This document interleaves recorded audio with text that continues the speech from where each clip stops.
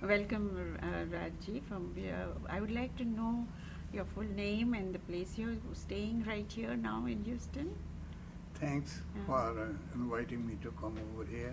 My name is Raj Syal, and I live over here in 14 Memory Lane in Woodland, Texas, and back in India.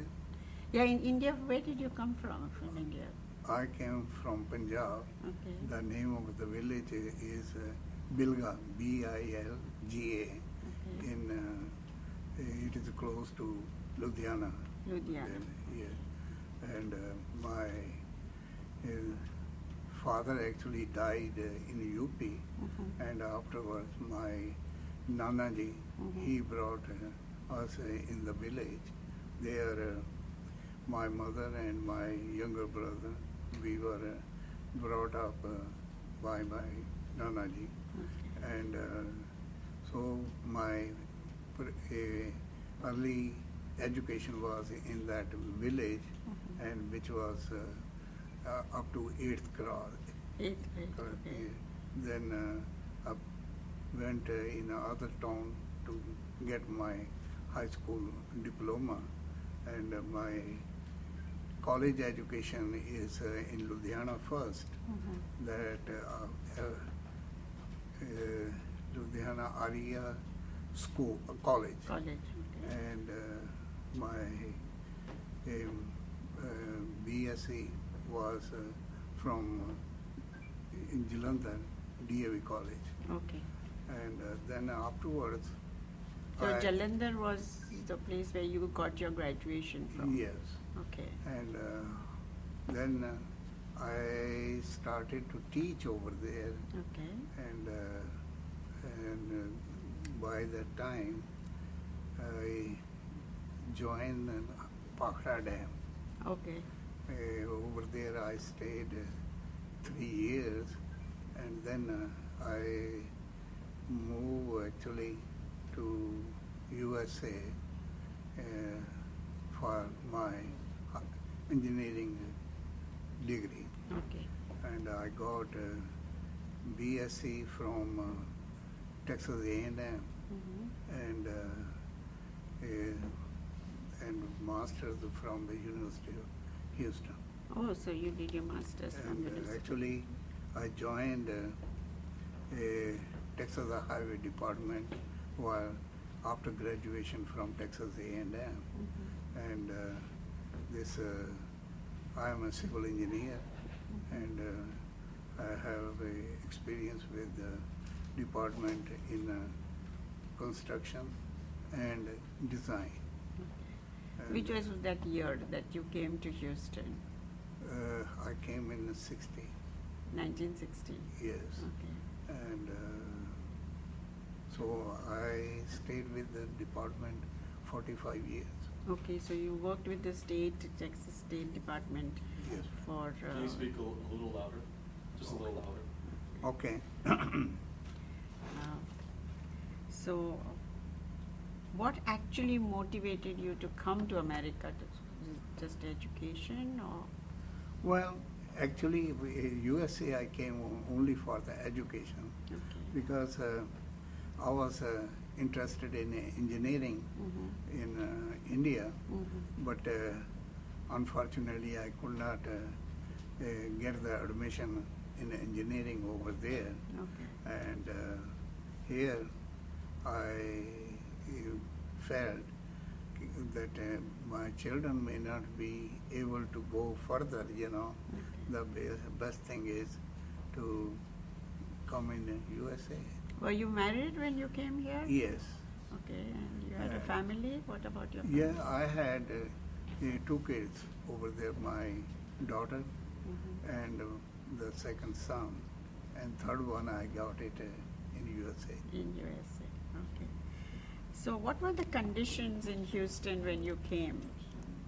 Well, my even education time, when I came with only $15, and that when I got the admission in Texas A&M, and the staff was very kind to me. They gave me a paper grading and so I was making enough money by which I could support myself. And during summer, I went in California to work over there. I work in the fields and picking up prunes, peaches, and so then that way I make some money over there to go to finish my schooling.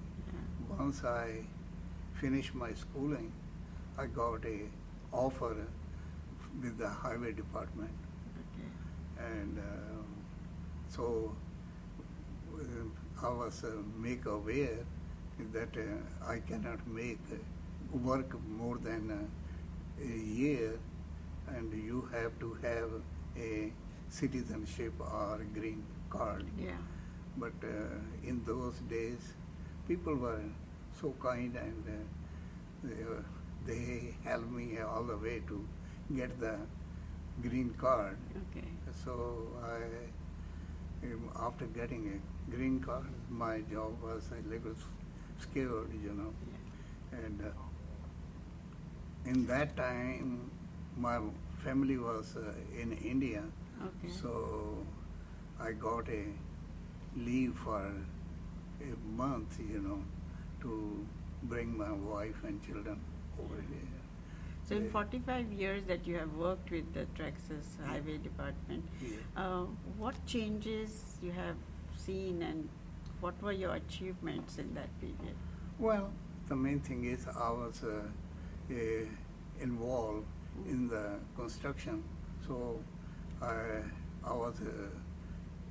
got a lot of experience in the construction, and then afterwards I was put in design, and design, it was not a research or anything, it was only day-to-day this work which we were doing. I put my little emphasis on hydraulics, and that is what you can call it a specialty or something, and so I retired last year. Okay, congratulations on that, with 45 years of experience. So all the highways and the loops that we see here, can you give us a picture of how that all started? Well, when I came, the construction was going on I-45. Okay. And that was an improvement, but in the beginning when I came, it was only a 2-lane. 2-lane. Yeah. Then I saw the changes in my years. It become 3-lane. Then it become this what we call this HOV lanes over there. There was nothing like that, and then they put the shoulders over there. It was not. There was no shoulders on that one, and this there was nothing actually in 40 years back, and now it is hard to believe that what it happens to the. So the city, in your opinion, has expanded a lot. Oh, sure. The city was it was not a flourish like this one, and all the suburbs came later on, and like our head offices in Austin, we used to go in a small lanes over there, and it took hours to reach over there, and it is now freeways are all over, that is the big changes. Freeways have taken all those farm highways. So you have made life easier for us. Oh, You well. have made it faster for us to go on freeways and the loops, and so we thank you for that. I also want to know how culturally and the language issues, if you had when you came here, or what was the difference that you found and how you adjusted to that? Well, that time the people were very simple people, especially in Texas A&M. The school was a military school, Okay. but it had only 15 to 16,000 people, Okay. and it was a male school. And that people were so honest. It is hard to believe it. When I was over there, left the doors open. Nobody bothers, the things. And people, it was like a village, No, it is a big city, that one. And here in the department, my colleagues and bosses, they will go out of the way to help, When I came in Lamarck, my boss asked me, "Hey, do you have a place to live? Okay. And how much money you have?" And I told him I have only $15.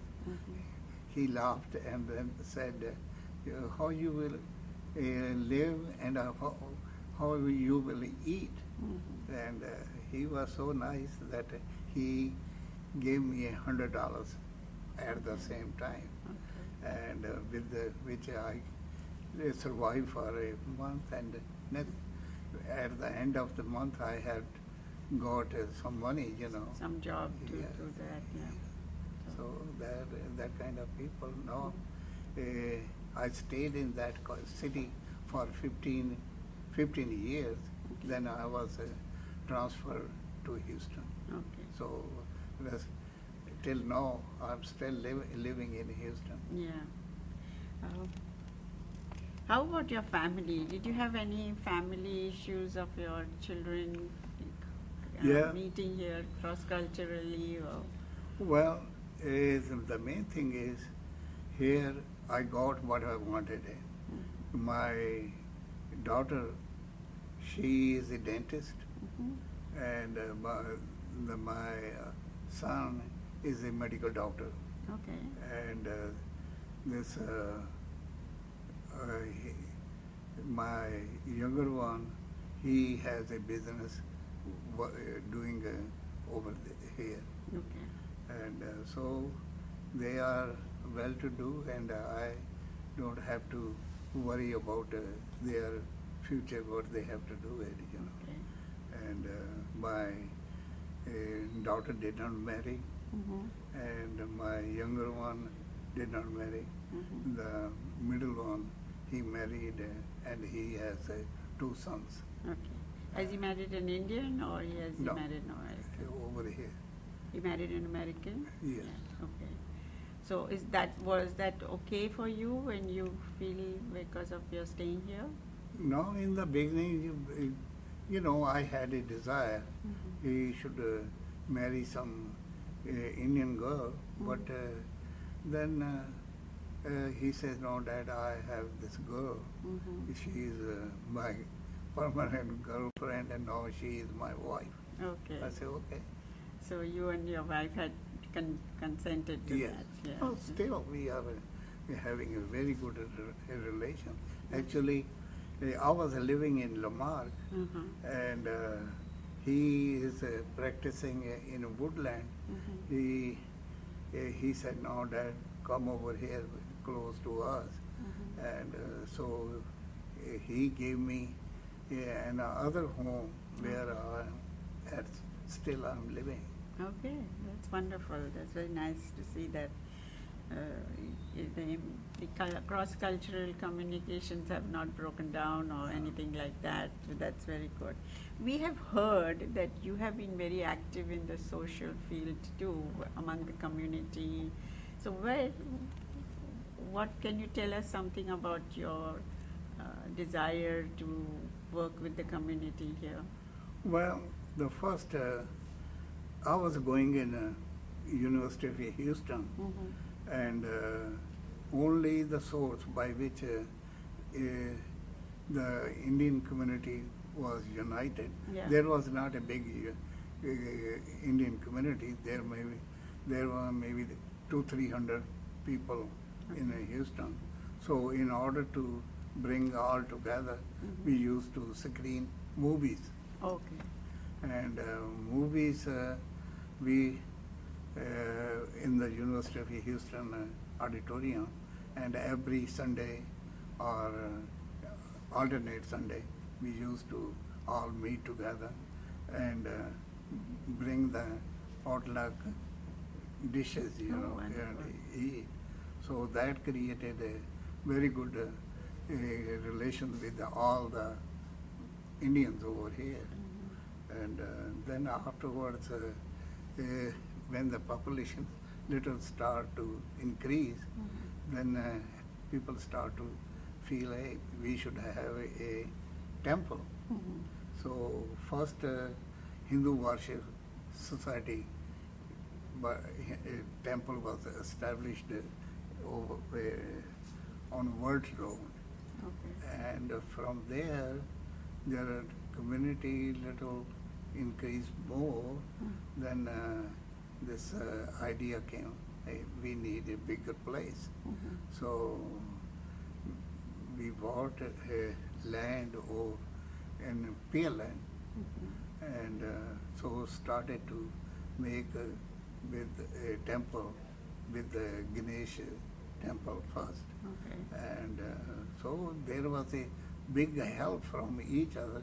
People were used to help put the roads, clean the grass, this one and that one. So that came quite a bit. Then afterwards, a idea came, why don't we make something which all religions meet together. So establish a India Culture Center. Okay. And that India Culture Center was a place which which creates some inter-caste and this young and old all meet together, and that was a little player, Now afterwards, the India House came. Okay. And India House is a big place which has a auditorium, they have classroom, and every facility is over there. So you have been one of the founders of India House of Well, Houston, so that's one of very good achievement. Well, that is the Lord's blessing, I put my share. I Yeah. cannot claim that I did everything, Yeah. I'm wanting to know if what were, in your opinion, the challenges that came across in your life that you found them, as more positives or helping you to go on in life. What were the challenges you faced when you came here? Well, wanted to, when we established this ICC, Yeah. at least everybody was coming Mhm. together. Then in 70s, this people little become a big community. Mhm. So everybody wanted to have their own temple, Oh, okay. and they wanted to establish a separate thing. Mhm. Bengalis have separate, Mm. Gujaratis had separate, and Northern Indians have separate. That broke my heart. Okay. And especially we wanted to have a one place which can accommodate all the religions. Wanted to establish a temple, church, and gurdwara, Mhm. and And mosque. And but main thing that they call a couple of meetings, but some people had a feeling it did not happen in India. How can it happen over here?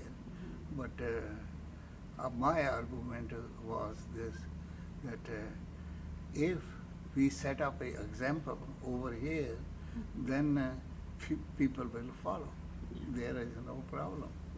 And I was not successful in that one. And that is my feeling is. That is something that you had wished had happened. Yes. Wished had happened. And, but the success of having one cultural center here, India House, yeah. where everybody can go, because we did have celebrations of Eid Sure. this time, and so it is moving towards that direction in some sure. ways. Yes, it is. And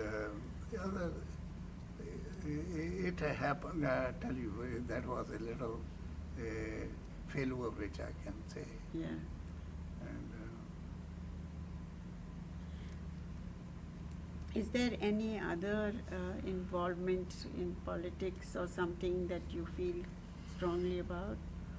I never participate in any politics. Okay. And the only thing, when so many temples came, and like Janmashtami, they want to have it separately. And I said, well, the main thing is certain people go in certain temple, then they never meet each other. Yeah. So put the foundation for Janmashtami to have together. So we first Janmashtami was celebrated in George Convention Center, Yes. and 22 years back. So that this young, old, everybody can come around in those in that Janmashtami. 4,000 to 10,000 people come, and they enjoy it, and it is a cultural exhibition, and especially for the kids to enjoy. As you have retired now, but you must be thinking about some of the issues that that do matter to you most. Well, the main thing, my only concern was older people will be gone. Okay. This younger generation should take over. And so it is happening. Those young people from, you can say, late 40s or 20s, they are all coming in Janmashtami. And at least once a year, that is a good gathering.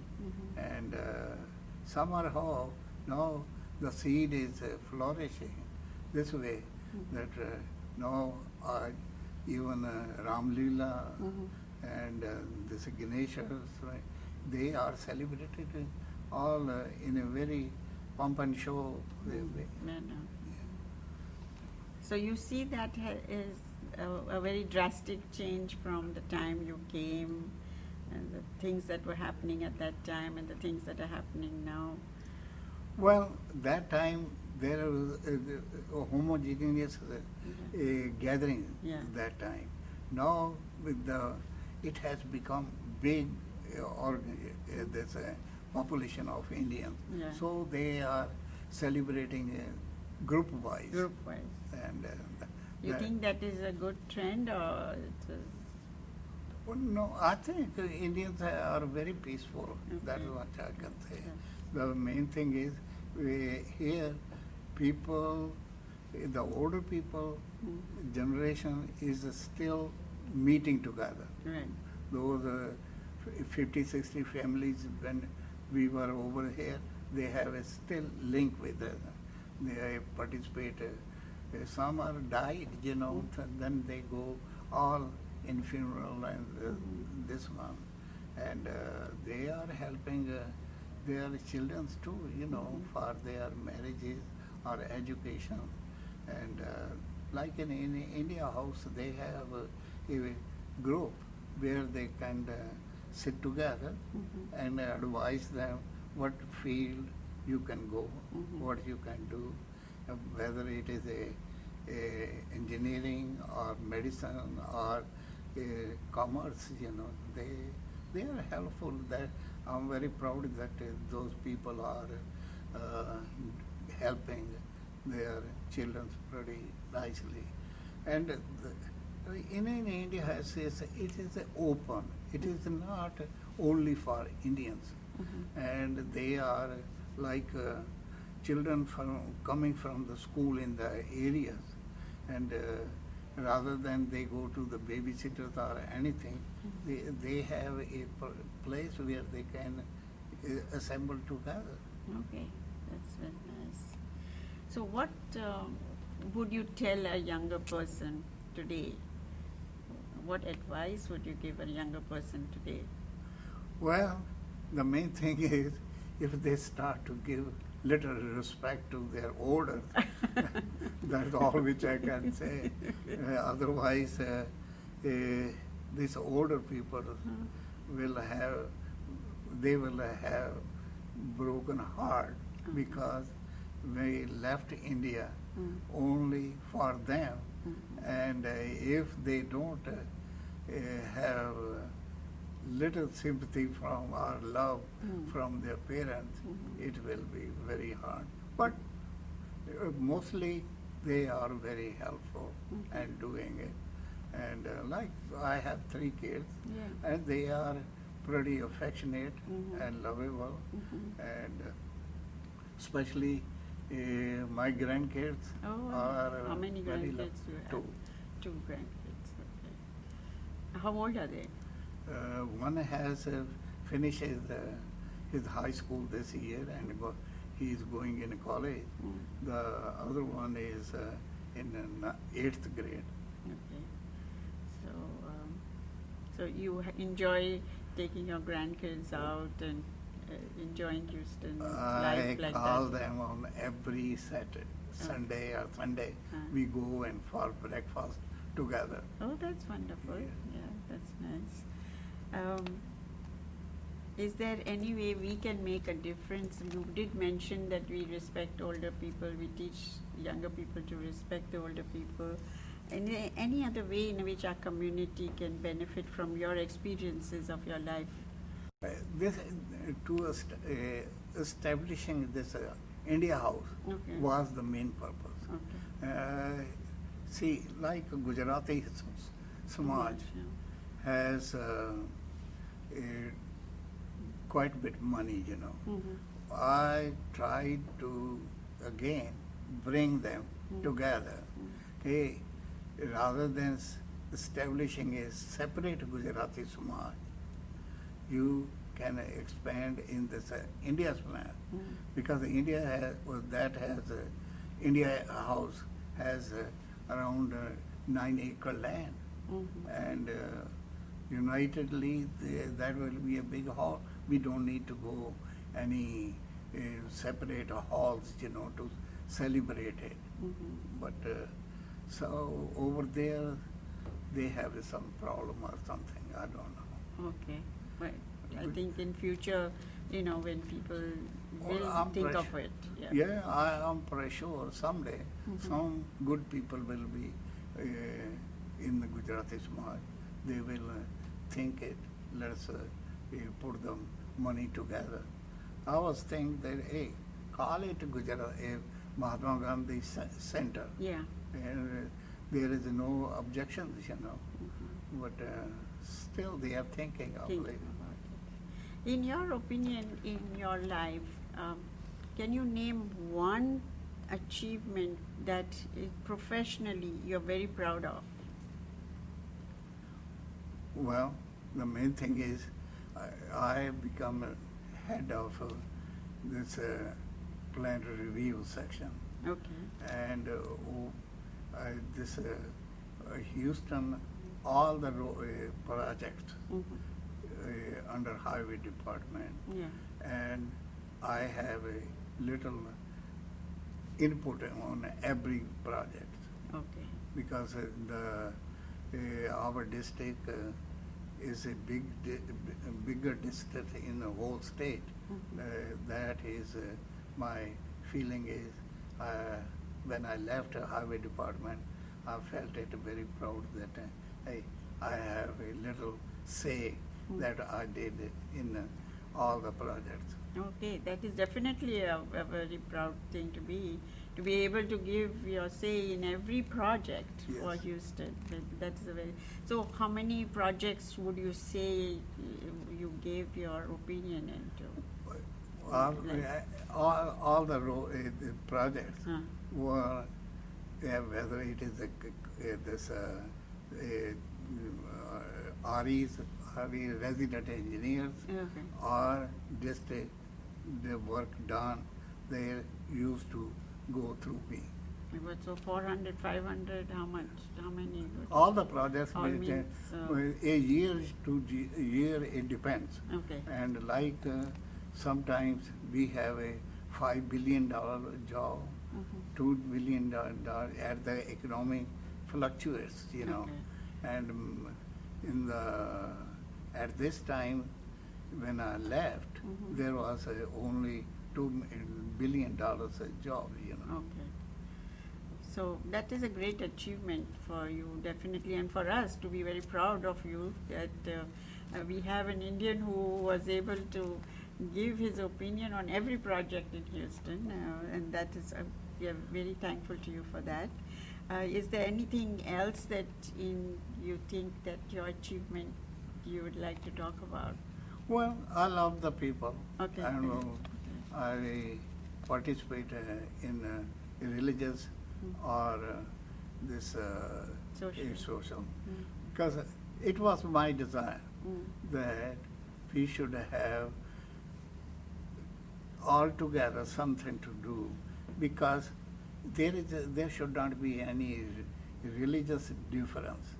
That my feeling is we are living out of India, and we should not bother whatever is creating a friction among us, you know.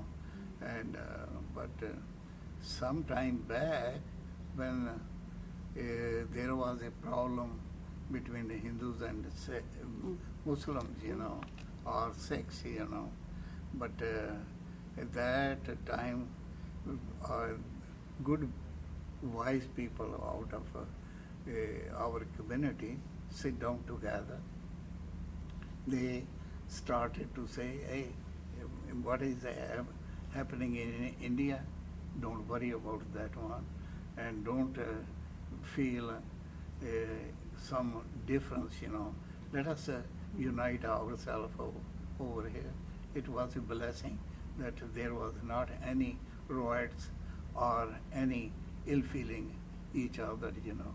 Though Muslims have their own mosques, Sikhs have their gurdwaras, and Hindus have their temples over here.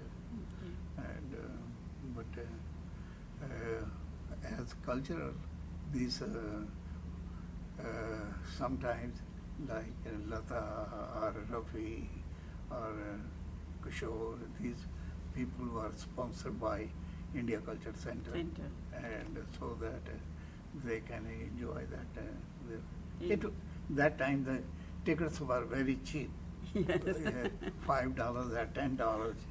No, it is $50 or $100. Yes. That is the difference. Yeah. I must thank you very much.